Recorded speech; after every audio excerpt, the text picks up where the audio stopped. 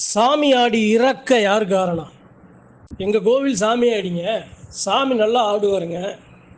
என் அண்ணன், என் தம்பி எங்கள் கோவில் சாமி ஆடி இறந்துட்டாருங்க. ஏன் என்னன்னு தெரியல அப்படின்னு ஒரு சில இல்லைகளில் ஒரு சில மக்களுக்கு ஒரு சில கேள்விகள் இருக்கும். அதுதான் இன்றைக்கி நான் அறிஞ்சது அறிவு நண்பர்கள்ட்ட பகிர்ந்து கொள்ள ஆசைப்பட்றேன். எங்கள் சாமி மலவோடு நிற்கும்போது எப்படிங்க சாமி ஆடி இறக்கலாம்? அவர் சாமி ஆடி வாக்கு சொல்லி வந்தவர், நல்லா சாமியோட ஆயுதத்தை ஏந்தி ஆடி வந்தவர். அவர் எப்படிங்க இறக்கலாம்? எப்படிங்க அந்த சாமி எப்படிங்க அனுமதிச்சு? அப்போ அவர் என்னங்க சாமியே இல்லையா? உயிருக்கு உயிராக நேசித்து அந்த சாமியை கொண்டு செலுத்தி வந்தாரே, அவர் இறந்துட்டாரேங்க. அப்புறம் என்னங்க சாமி அப்படின்னு சாமி மேலே பெரும் கோபத்தை கொண்டு இருக்கிற ஒரு சில பெருமக்களுக்கு தான் இன்னைக்கு இந்த பதிவு. எப்படி சொல்றது அப்படின்னா, சாமியை நாம குறை சொல்லலாமா? சாமியை சுமந்து இருக்கிற ஒரு சாமியாடி அவர் தவறிட்டாரு, அவர் இறந்துட்டாரு அப்படின்னா அந்த சாமியாடியை குறை சொல்லலாமா? அந்த சாமி அவர் மேல வந்த சாமியை குறை சொல்லலாமா? சரி, ஒரு சாமியாடி, ஒரு தெய்வம் அவர் மேல இருக்கிற அந்த சாமி எதனால அவரை தவற விட்டுச்சு? சாமி வர்ற சாமி இந்த உடல் இல்லைன்னா இன்னொரு உடல், இந்த தேகம் இல்லைன்னா இன்னொரு தேகம், இந்த தலைமுறை இல்லைன்னா இன்னொரு தலைமுறை, அப்ப இல்லைன்னா மயன், அப்ப இல்லைன்னா தாத்தன் இல்லைன்னா அப்படி பாட்டேன் தாத்தன், இந்த மாதிரி வழி வழியா சாமி வந்துடுதுங்க. ஆனால் அந்த சாமியை ஆடுன்னு அவரு நல்லா வாழணுமே, அவர் நல்லா வாழ்ந்திருக்கணுமேங்க. அவர் ஏங்க இறந்தாரு? எங்களுக்கு மனசு கொதிக்குதுங்க. அதனாலேயே சாமி கும்பிட மனசு வரமாட்டுதுங்க. வேதனையா இருக்கு. தெய்வ நம்பிக்கை குறையுது அப்படின்னு சொல்ற ஒரு சில அந்த மனதுல வலி மிகுந்த பெருமக்களுக்கு இன்னைக்கு நான் அறிஞ்ச ஒரு சில விஷயங்களை உங்களுக்கு ஆறுதலா சொல்ல ஆசைப்படுறேன். ஒரு விஷயம் மட்டும் நீங்க நல்லா தெளிவா புரிஞ்சுக்கணும். நான் சாமியை சுமக்கிறேன் அப்படின்னா, நான் நான் தெய்வத்தை ஆடி வர்றேன், உண்மையா ஆடி வர்றேன், சாமி உண்மையா என்னை தொற்றுக்கு அப்படின்னா நான் பாதுகாக்கப்படணும். உங்க எல்லையில் இருக்க சாமி ஆடி வரும் மக்கள் பாதுகாக்கப்படணும். உங்க எல்லையில் இருக்க அந்த சாமி ஆடி வரும் மக்களுக்கு சக்தியூட்டப்படணும். அந்த சாமி ஆடி வரும் மக்களுக்கு வழக்கையா இடக்கையா அந்த தெய்வத்துக்கு பாத்தியப்பட்ட அங்காளி வங்காளி வரும் மக்கள் இருக்கணும். ஒரு சாமியாடியோட இழப்பு யாருக்கு இழப்பு அப்படின்னா அந்த கும்புக்கு இழப்பு, அந்த தெய்வத்தை வணங்குற எல்லா மக்களுக்கு இழப்பு. அதே சமயம் அந்த சாமிக்கு இழப்பு. சாமி எதுக்குங்க விட்டுச்சு? சாமியே விட்டுச்சு, உண்மையான சாமி தானே. அப்புறம் அவரு அந்த சாமி தொடுற வாகனத்தை என்னங்க, சாமி கோபம் வர வேணாமா? அழிச்சிட வேணாமா? ஏன் வாகனத்துக்கு இந்த நிலை அப்படின்லாம் நியாயமான கோபம் தான். ஆனா இன்னைக்கு நடக்கிற ஒரு சில தவறுகளை இந்த பதிவின் மூலமாக சாமியாடி பெருமக்களுக்கும், குலதெய்வத்தை உயிருக்கு உயிரா நேசிக்கிற பெருமக்கள், நீங்க எப்படி உங்களையும் உங்க மேல வர்ற சாமி ஆடிகளையும் பாதுகாக்க முடியும் அப்படிங்கிறத தான் இன்னைக்கு ஒரு சில உண்மையான நிகழ்வுகளை வச்சு அறிவு நண்பர்கள்ட்ட பகிர்ந்து கொள்ள ஆசைப்படுறேன்.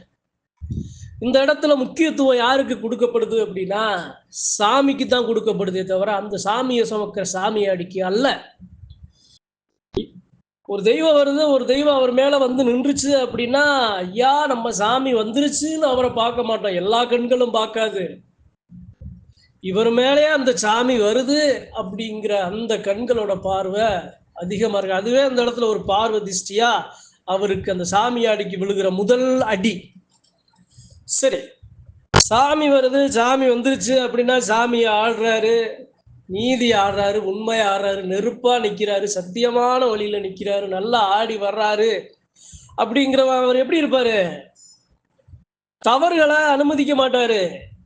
அதே சமயம் எது உண்மையோ எது சத்தியமோ அதை மட்டும்தான் நேர்மையா இருப்பாரு. நேர்மையா வல்ல ஒளியா இருப்பாரு. அப்ப அவர் என்ன பண்ணுவாரு? அவருக்கு நிறைய பகையாளிகளும் எதிரிகளும் அந்த இடத்துல அதிகமாக அவர் சம்பாதிப்பார். அது அவருக்கு இரண்டாவது அடி. உடம்புல சாமி வருது அப்படின்னா தெய்வத்தை பத்தி அதிகமா சிந்திப்பாரு. நம்ம சாமிக்கு இந்த நிலைமை, நாம எல்லாரும் ஒண்ணு சேர்க்கணும், நம்ம எல்லாரும் ஒண்ணு சேரணும், நம்ம சாமியை வளப்படுத்தணும், நம்ம சாமியை பலப்படுத்தணும், நம்ம சாமியை ஊக்கப்படுத்தணும்னு என்ன பண்ணுவாரு? என்ன நடந்தாலும் பரவாயில்லன்னு அந்த குலசாமிக்கு அந்த இடத்துல முன்னுரிமை கொடுக்கப்படும் போது குடும்பத்திலேயும் ஒரு சில எதிர்ப்புகளை அவரு சம்பாதிப்பார். இது 3வது அடி. ஒரு சாமி வந்துருச்சுன்னா சாமி உண்மை தன்மையை சொல்லுது அப்படின்னா எதையுமே கள்ளம் கவனம் இல்லாம எல்லா மக்களையும் ஒரு தாய் பெற்றவுள்ள நம்ம அண்ணன் தம்பி நம்ம அங்காளி ஒங்காளி ஒரு அவங்களுக்கு தெரியணும்ல, அவர்களுக்கு நாம நம்ம சாமியை பத்தி சொல்லணும்ல, அவர்கள் குடும்பத்துக்கு வரப்போற ஆபத்தை நாம பாதுகாக்கணும்னு நடக்கிற நல்ல விஷயங்கள் கெட்ட விஷயங்கள் எல்லாத்தையும் அந்த சாமியாடி என்ன பண்ணுவாங்க, அந்த மக்கள்கிட்ட வெளிப்படையா சொல்லுவாங்க. அப்ப வெளிப்படையா சொல்லும் போது அங்கே தவறு செய்தவர்கள் இந்த அம்மாவுக்கு இந்த ஐயாவுக்கு இவ்வளவு விஷயங்கள் தெரியுதே, இது எப்படி தெரியும், இது நமக்கு பாதிப்பே அப்படின்னு மேலும் மேலும் தவறு செய்யும் போது அவருக்கு அந்த சாமியை சுமக்கிற சாமியாடி தேகத்துக்கு பெரிய ஒரு எதிர்ப்பும் பெரிய ஒரு தீய வினைகளும் அவர்களை சூழும். இது 4வது அடி. என் மேல சாமி வருது அப்படின்னா நான் என்ன பண்ணுவேன், என்னப்பா கட்டிய மனைவியா இருந்தாலும் பெத்த தாயா இருந்தாலும் தகப்பனா இருந்தாலும் பெத்த உள்ளையா இருந்தாலும் தெய்வத்தின் முன்னாடி யாரு குறை செஞ்சாலும் யாரு தவறு செஞ்சாலும் தவறுன்னு நான் நிற்கும் போது என் மேல இருக்கிற என்னைய சுத்தி இருக்கிற சூழ்நிலைகள் எல்லாமே எனக்கு எதிராமை. ஒரு சாமியாடி சந்திக்கிற அனைத்து விஷயங்களும் அறிவு நண்பர்கள்ட்ட இன்னைக்கு சொல்லி வர்றேங்க. உண்மையான சாமியாடி எப்படி சொல்றது அப்படின்னா, என்னப்பா சாமி வந்துச்சு சாமி வந்து நின்னையா, இவனால நமக்கு தடைகள் வருதே, நம்ம இத்தனை இழக்கப்படுறோமே அப்படின்னு எதிரிகளும் பகையாளிகளும் சூடும் போது அப்ப அதெல்லாம் ஏன் நடக்குது, அந்த சாமியாடி அதெல்லாம் எதிர்த்து சண்டையிடுற ஒரு நிலையில அந்த இடத்துல நிப்பாட்டுறாரு. இந்த உண்மையான தெய்வத்தை சுமக்கிற சாமியாடிய சொல்லி வாரேன். சரிங்க, இத்தனை இருக்கிறது இதனாலதான் அவர் இறந்துட்டாரா, இத்தனை இவ்வளவு நல்லவனா இருக்கிறதுனாலதான் அவர் இறந்துட்டாரா? கிடையவே கிடையாது, கிடையவே கிடையாது. இப்படிப்பட்ட சாமியாடி பெருமக்கள் அந்த மக்களுக்கு அந்த சாமி வலக்கையா எடக்கையா 8 திசையும் சுத்தி கட்டி காத்து வரும். தவறு செய்யறவர்களை அந்த இடத்துல தண்டிக்கும். அங்க அடையாளத்தோட அவர்கள் குடும்பமா தலைமுறையா பாதிக்கிறவ சாவடி கூட அடிக்கும். அது வேற விஷயம். அப்ப இது மாதிரி இருக்கிற பெருமக்களுக்கு சாமியாடி பெருமக்கள் இதெல்லாம் சந்திக்கிற ஒரு சில வினைகள், இதெல்லாம் அவங்களுக்கு கிடைக்கப்படுற ஒரு சில தடைகள், இதெல்லாம் அவங்க தாங்கி எதிர்த்து சண்டையிடுற ஒரு சில இடைஞ்சல்கள்னு ஒன்னா சொல்லி வர்றேன். சரி, அதெல்லாம் இருக்கட்டும், பதிவு கூறுவோம். சாமியை சுமக்கிறவர் இறந்துட்டாரு. என்ன காரணம், எதுக்கு இறந்தாரு, என்ன காரணமா இருக்கும்? சரி, ஒன்றும் உடல்நல சிறு வயதுல இருந்து உடல்நல குறைபாடா இருக்கும். சாமி வந்தது நம்ம காலம் முன்னாடி இறக்கும் தருவாயில சாமி வந்திருக்கு, அப்ப இறந்துட்டார். சரி, ஏத்துக்கலாம். அவர் சிறு வயதுல இருந்தே உடல்நல சரியில்லாம இருந்தாருங்க, அதனால இறந்துட்டாரு. சரி, திடீர்னு அவர் போனவர் திடீர்னு அவருக்கு ஒரு விபத்து. அதுவே ஏன் விபத்து ஏற்பட்டுச்சு, சாமியாடிக்கு விபத்து ஏற்படலாமா? சரி, இதெல்லாம் இருக்கட்டும். இதுக்கு முன்னாடி முதல்ல ஒரு சாமியாடி இருக்காரு அப்படின்னா அவருக்கு ஏற்படுகிற மரிப்புகள் கட்டுகள் அவரை சூழ்கிற தீய வினைகள் எல்லாத்துக்கும் என்ன ஆகும் அப்படின்னா, அவர் எதிர்த்து சண்டையிடும் போது அவர் மனதளவிலும் உடல் அளவிலும் ஒரு சில காலகட்டங்கள்ல பலவீனம் ஆவார். அப்ப அந்த பலவீனத்தை மாத்தி பலத்தை கொடுக்க அந்த இடத்துல ஆட்கள் மக்கள் அவருக்கு சாத்தியப்பட்ட சம்பந்தப்பட்ட யாருமே அவருக்கு உதவியாக இருக்க மாட்டாங்க.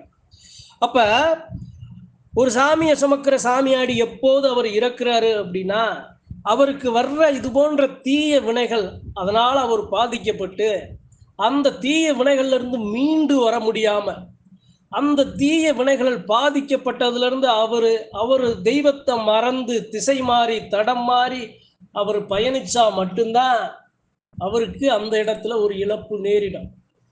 எத்தனை நடந்தாலும் பரவாயில்ல, உயிரே போனாலும் பரவாயில்ல அப்படின்னு தெய்வத்துக்காக மக்களுக்காக எல்லைக்காக நிக்கிற மக்களை கண்டிப்பா சாமி காத்து நிற்கும். சத்தியமான உண்மை.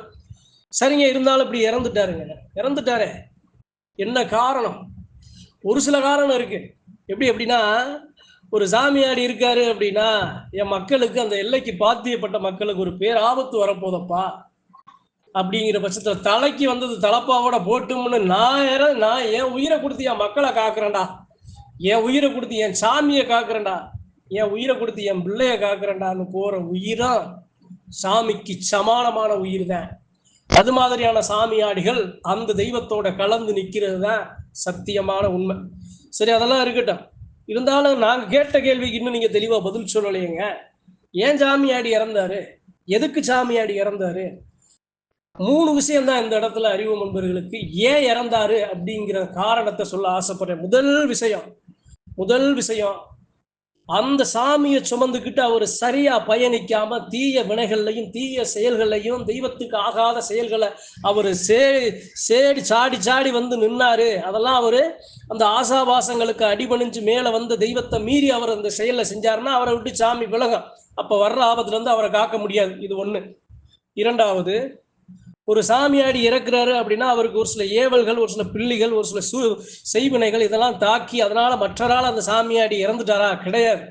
இருந்தாலும் முடக்கமாயிட்டாரு, பேசல, கை வரல, கால் வரல, அவர் இறந்துட்டாரு.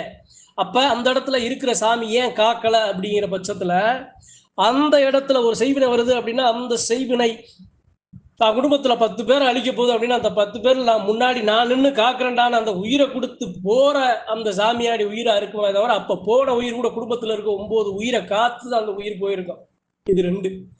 3வது என்ன அப்படின்னா, ஒரு சாமியாடி இறக்க காரணம் என்ன அப்படின்னா, என் சாமிக்கு இதெல்லாம் பிடிக்கும், என் சாமிக்கு மது பிடிக்கும், என் சாமிக்கு புகை பிடிக்கும், என் சாமிக்கு சுருட்டு பிடிக்கும், அதனால நான் எடுப்பேன், ஏராளமா நான் எடுப்பேன் அப்படின்னு அவர் தொடர்ந்து தெய்வத்தவே மனசுல வச்சு தெய்வத்துக்காக நான் ஜெய்வேன் அவர் செஞ்சுக்கிட்டே இருந்தாரு அப்படின்னா ஒரு காலகட்டம் வரும்போது அவருடைய உடலை அவரே அந்த இடத்துல பாதிப்பை உண்டாக்கி அதனால அவர் அந்த இடத்துல ஒரு இயற்கை எதிர நிலைமை வரும்.